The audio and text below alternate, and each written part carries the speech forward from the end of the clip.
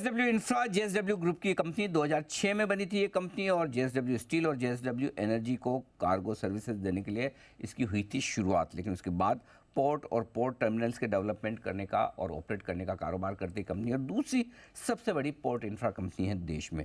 वित्त वर्ष 2023 में हैंडलिंग क्षमता के लिहाज से दूसरा सबसे बड़ा कमर्शियल पोर्ट ऑपरेटर इस कंपनी को माना जा सकता है। आइए पहले इशू की जानकारी आपको दे दूं। आज खुला है, 27 तारीख यानी कि परसों होगा बंद। प्राइस बैंड 113 से 119 रुपये। 126 शेयरों के लॉट में आप कर सकते हैं अप्लाई। ऑफर फॉर सेल कुछ भी नहीं, यानी कि फ्रेश इशू है। जो भी पैसा आएगा कंपनी को जाएगा, और फ्रेश इशू की साइज़ है 2800 करोड़ रुपए की। और इस लिहाज से अगर आप मार्केट कैप समझें, 25,000 करोड़ रुपए के मार्केट कैप वाली कंपनी। तो हाल ही में जो इशू आए उसमें सबसे ज़्यादा मार्केट कैप वाली कंपनी आप एक तरह से मान सकते हैं जेएसडब्ल्यू इंफ्रा को। आइए मुलाकात की जाए। हमारे साथ कंपनी के होल टाइम डायरेक्टर और सीएफओ ललित सिंघवी साहब कार्यक्रम में हो रहे हैं शामिल, हमारे स्टूडियो में आ चुके हैं। जोधपुर यूनिवर्सिटी से सर ने बीकॉम किया है, सीए इंस्टीट्यूट के मेंबर हैं।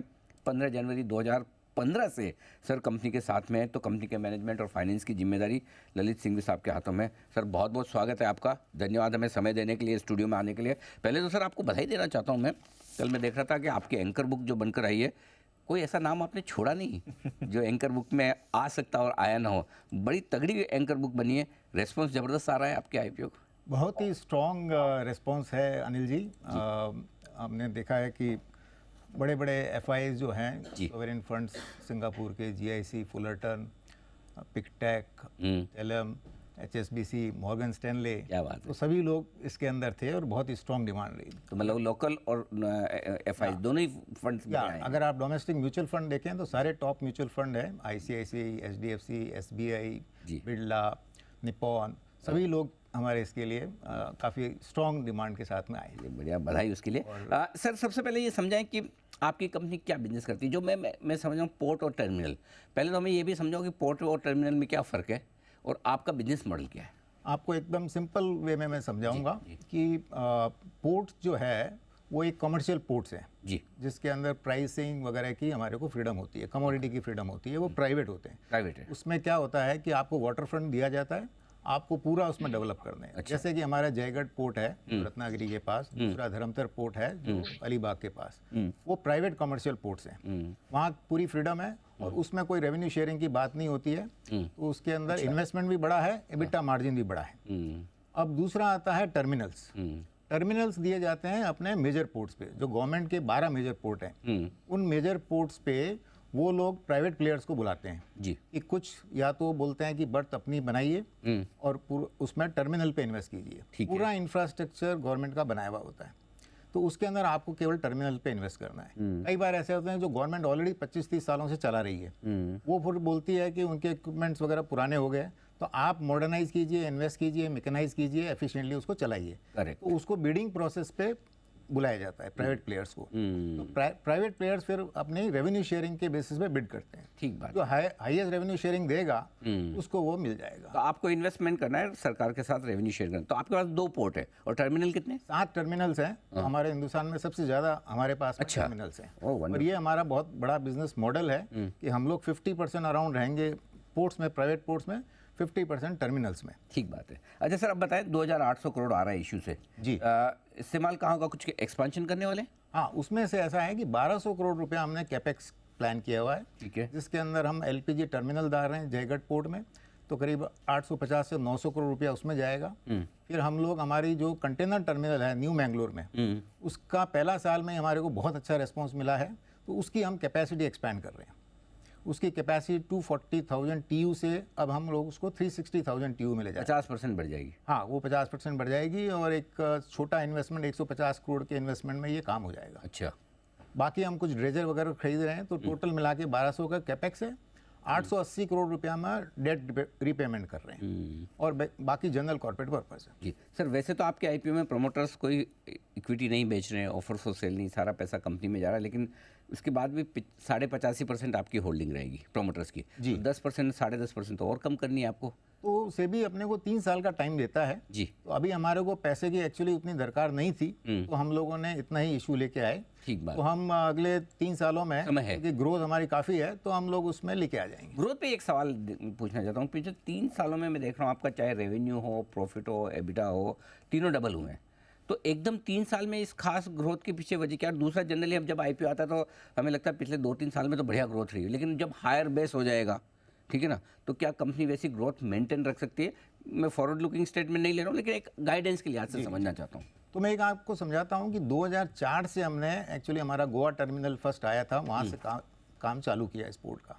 तो आप बिगनिंग से अगर हमारी CAGR ग्रोथ देखें तो 22 से 23% CAGR growth right from beginning 23 रही है। तो ऐसा नहीं है कि हम पिछले 3-4 सालों में किए हैं। 3-4 सालों में हमने 40% प्लस ग्रोथ किया कि हम लोग काफ़ी कैपेक्स फेज में थे।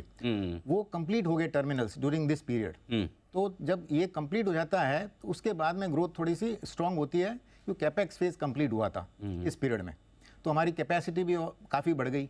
अब हम 158 मिलियन टन की कैपेसिटी पे काम कर रहे हैं, और उसमें से हम करीब 57% यूटिलाइजेशन कर रहे हैं, 93 मिलियन पे पहुंच गए। तो ये सब मिला के जैसे 22 से 23 में हमने 50% कार्गो ग्रोथ करी। 62 मिलियन का नंबर था हमारा FY22 का, FY23 में हमने 93 मिलियन टन किया। तो ग्रोथ हमारी स्ट्रांग रही है और हम चाहते हैं कि ग्रोथ स्ट्रांग बनी रहे। ठीक बात है। ललित जी, एक और चीज़ जो मैं जानना चाहता हूँ, कर्ज कितना है इस वक्त कंपनी पे, और क्या आईपीओ से जो पैसा आपको मिल रहा है उसमें कुछ कर्ज कम करेंगे? कितनी बचत होगी फाइनेंस कॉस्ट की? जी, तो हमारा नेट डेट अगर आप देखें FY23 का, वो 2215 करोड़ है। और अभी हम जो है इस आईपीओ प्रोसीड से 880 करोड़ का हम एक लोन प्रीपेमेंट कर रहे हैं। ओके। तो उसके बाद में और हमारे पास में 700 करोड़ का जनरल कॉर्पोरेट पर्पस आएगा, और एवरी ईयर हमारा एक फ्री कैश फ्लो भी काफ़ी स्ट्रांग है। तो अभी तक का भी फ्री कैश फ्लो इस साल का लेके हम देखें तो हम करीब करीब नेट डेट फ्री हैं पोस्ट आईपीओ। और जो 1200 करोड़ कैपेक्स का है वो भी अगले 2 साल में खर्च होगा जी। तो ये साल में तो हमारे पास में एक्चुअली सरप्लस रहेगा, और हम काफ़ी ग्रोथ अपॉर्चुनिटीज़ देख रहे हैं, तो वहाँ पे उसको यूटिलाइज करेंगे। जी। एक डेटा मैंने देखा, आपकी कंपनी का आधे से ज़्यादा 52% रेवेन्यू आपकी ग्रुप कंपनियों से आता है। JSW ग्रुप कंपनियों से आपका बिजनेस से ज़्यादा मैक्सिमम 50% है। जी। तो इन्वेस्टर्स ये जानना चाहते हैं कि भाई अगर आपकी ग्रुप कंपनियों के लिए आपने पोर्ट बनाए हैं, टर्मिनल लिए हैं, तो फिर वहाँ तो प्राइसिंग पावर आएगा नहीं, ज़रूरत से ज़्यादा तो आप उनसे प्रॉफिट लोगे नहीं, लिमिटेड ही लोगे। तो ये कैसे होगा फिर? प्रॉफिट की ग्रोथ कैसे बनेगी? ये तो लिमिटेड ही रहने वाला है सर। तो मैं आपको बताऊं कि अगर आप FY19 में देखें तो हमारा थर्ड पार्टी कार्गो सिर्फ 6% था। ओके। ठीक है, और वो बेस था 35 मिलियन टोटल कार्गो था। FY23 देखें तो आप देखेंगे कि हम 33% थर्ड पार्टी कार्गो में आ गए on a base of 93 million ton cargo. तो there is a substantial jump of third party cargo. हमारी इतनी जो ये हुई है, तो बेसिकली लास्ट 4-5 सालों में हमारा सारा इन्वेस्टमेंट थर्ड पार्टी कार्गो को बढ़ाने में हुआ है। अच्छा। हम लोग ये देख रहे हैं कि दोनों बैलेंस रहे। हमारे ग्रुप की स्ट्रेंथ तो बहुत बड़ी स्ट्रेंथ है हमारी, कि वो भी बहुत ही ज़्यादा तेजी से बढ़ रहा है, स्टेबिलिटी देता है। यस यस, वो स्टेबिलिटी, वो हमारा बेस है। तो उस बेस तो स्ट्रांग है ही, वो कार्गो थोड़ा प्राइसिंग वहाँ कम देते होंगे थोड़ा? नहीं सर, ऐसा है, मैं आपको समझाऊं कि जो टर्मिनल्स होते हैं, जैसे हम 2 पोर्ट हैं प्राइवेट, 7 टर्मिनल्स हैं। 7 टर्मिनल जो होते हैं वो होते हैं कॉमन यूजर टर्मिनल। ओके। वहाँ पे गवर्नमेंट की रेट डिसाइडेड होती है। अच्छा। वो JSW कस्टमर हो या बाहर का कस्टमर हो, आप रेट चेंज कर ही नहीं सकते। अच्छा, वो तो क्योंकि आपको रेवेन्यू शेयरिंग करनी है, गवर्नमेंट ने रेट डिसाइड करी कि बिडिंग भी उसी बेसिस पे होती है कि आपको ये रेवेन्यू मिलेगा जो इन्फ्लेशन। तो ये आपके लिए बेनिफिट में हो गया कि कम से कम आपका 50% रेवेन्यू तो सिक्योर्ड है। वो सिक्योर्ड। ये तो प्रेफरेंस JSW ग्रुप की हमेशा रहेगी, आप ही को। Absolutely, absolutely. ठीक बात है, इंटरेस्टिंग। अच्छा, कैपेक्स प्लान को लेकर बताएं सर कि अब आगे चलते हुए आपकी बिजनेस और कैसे बढ़ेगा, उसके क्या प्लान्स हैं?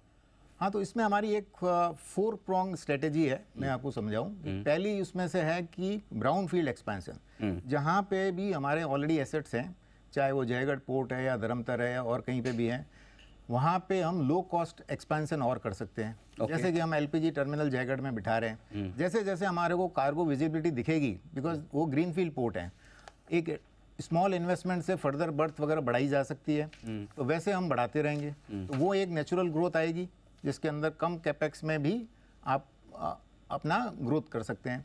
सेकंड है कि जो bidding of the government terminals, जी। जैसा कि हम बताएं कि हमारे पास में सबसे ज़्यादा कंसेशंस हैं गवर्नमेंट के, तो यहाँ पे गवर्नमेंट अभी मल्टी मॉडल पॉलिसी में आ गई, लैंडलॉर्ड पॉलिसी में आ गई। लैंडलॉर्ड पॉलिसी जो बोलती है कि उसके अंदर गवर्नमेंट बोल रही है कि हम लोग 30-40 साल से ये पोर्ट चला रहे हैं, अभी आप लोग आइए इसको मॉडर्नाइज कीजिए, मैकेनाइज कीजिए एंड एफिशिएंटली उसको रन कीजिए, हम लोग सिर्फ आपसे रेंट चार्ज करेंगे। तो उसके अंदर हम देख रहे हैं कि बहुत बड़ा स्कोप है। आज अगर आप पूरे इंडिया की कैपेसिटी देखें, करीब 2600 मिलियन टन की कैपेसिटी है, उसमें से 1600 मिलियन टन गवर्नमेंट के पोर्ट्स हैं। उस 1600 मिलियन टन में अगर गवर्नमेंट आधा पोर्ट भी अगर 5-7 सालों में प्राइवेटाइज करने के लिए देती है, तो इसमें बहुत बड़ा स्कोप प्राइवेट सेक्टर के लिए है। पोर्ट प्लेयर्स जो हैं वो बहुत लिमिटेड हैं। अगर आप देखें तो पैन इंडिया केवल 2 प्लेयर हैं, बाकी सब रीजनल प्लेयर हैं। सर तो मैं समझ गया, जैसे एक तो आप कैपेसिटी बढ़ाएंगे जितने भी आपके टर्मिनल्स और पोर्ट्स हैं वो तो ठीक है। दूसरा तरीका ग्रोथ का ये कि आप नए पोर्ट खरीदें या नए टर्मिनल्स, तो उधर भी कंपनी का इरादा है कि जो है उन्हीं में अपने को काम करना है। हम आपको बताया कि जैसे हम 22% CAGR ग्रोथ लास्ट 20 सालों में की है जी, तो वो ग्रोथ मोमेंटम तो हमारा चालू ही रहेगा। तो उसके लिए जो ये प्राइवेटाइजेशन का बहुत बड़ी अपॉर्चुनिटी आ रही है, हमारी बैलेंस शीट बहुत स्ट्रांग है, हमारे फाइनेंशियल रेशियोज इतने स्ट्रांग है कि हम सबसे अच्छी पोजीशन पे रहेंगे उनमें अग्रेसिवली बिड करके कारोबार को आगे बढ़ाने का। वंडरफुल। बहुत तीसरा हमारा जो है वो है एग्जिस्टिंग पोर्ट को एक्विजिशन करने का। अभी वहाँ बहुत बड़ी अपॉर्चुनिटी रही नहीं, बड़े पोर्ट्स का कंसोलिडेशन काफ़ी कुछ हो चुका है, पर छोटी अपॉर्चुनिटी, छोटे पोर्ट्स अभी भी अवेलेबल हैं जो लोग पूरा कर नहीं पाए या कुछ भी ऐसे हैं, तो वहाँ हम लोग बातचीत कर रहे हैं कि वहाँ कौन सी अपॉर्चुनिटी है। चौथा है ग्रीन फील्ड पोर्ट बनाने का। जैसे कि हमारा बिजनेस मॉडल बोलता है कि 50% टर्मिनल पे रहेंगे और 50% ग्रीन फील्ड पोर्ट पे रहेंगे, जहाँ की EBITDA मार्जिन काफ़ी हाई होते हैं, बट उसका गेस्टेशन पीरियड भी लंबा होता है जी। तो जैसे 3-4 साल बनाने में लगते हैं, 3-4 साल को उसको रैंप अप करने में रखते हैं कि कैपेसिटी उतनी बढ़े कि इंटरेस्ट के रीपेमेंट और ये सब चीज़ें हो सके।